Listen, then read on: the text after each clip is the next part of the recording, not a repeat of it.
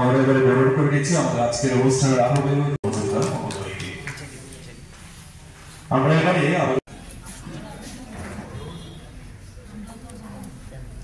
প্রদীপের পঞ্চমী প্রদীপ শিখা উদ্ভাস উপকরণে আমাদের আজকের এই অনুষ্ঠানকে আমরা এটাই কামনা করি।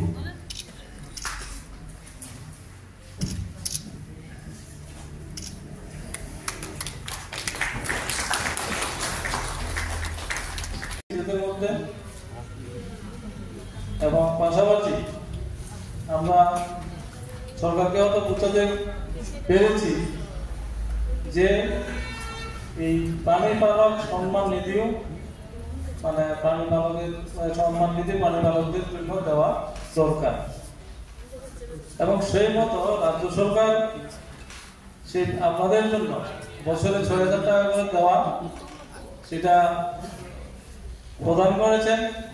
আমি সবাইকে অনুরোধ করব সবাই একটু দাঁড়িয়ে হাততালির মাধ্যমে রাজ্য সরকারকে অভিনন্দন জানান।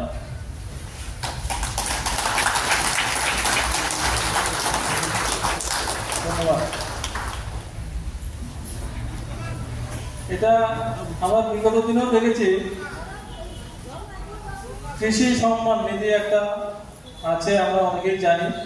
সেটা অনলাইনে ফর্ম ফিল আপ করতে হয় অনলাইনে এবং গভর্নমেন্ট অফ ইন্ডিয়া সেই টাকাটা আপনাদের অ্যাকাউন্টে দেয়। সেটা গভর্নমেন্ট অফ ইন্ডিয়া ফান্ড থেকে যায় এবং ত্রিপুরা রাজ্য খুব ছোট রাজ্য, সেখানে বাজেটের পরিষেবা মানে আপনারা সবাই অনেকেই জানেন খুব অল্প টাকার মধ্যে আমরা এই ব্যবস্থাগুলি করতে হয়। তারপরও সরকার একটা বলিষ্ঠ পদক্ষেপ নিয়েছে যে রাজ্যে ২৯০০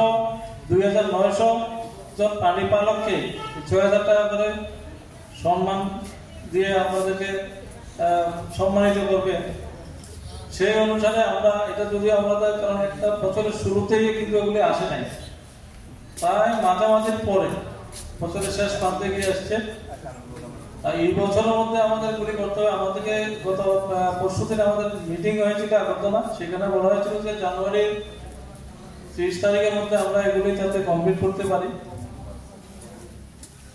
দুদিন আগে পর্যন্ত আমাদের কাছে পুরো লিস্ট ছিল না।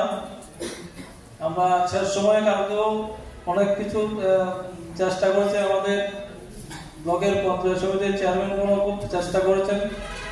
মানে কালকের মধ্যে অনেকগুলি আমরা পজিটিভ রেজাল্ট পেয়েছি। আশা করছি বাকিগুলি আমরা এই মাসের মধ্যে আমরা পেয়ে যাব। আগে একটা সেখানে একটা প্রতিবন্ধকতা ছিল যে ইনকামের একটা ব্যাপার ছিল প্রথম যখন শুরু হয়। এবার ইনকামের ব্যাপারটাতে যে বিভিন্ন জায়গা থেকে যখন বিভিন্ন রকমের সমস্যাগুলি যাচ্ছিল গভর্নমেন্টের কাছে, তখন সেই ইনকামের ব্যাপারটা উঠিয়ে দেওয়া হয়েছে।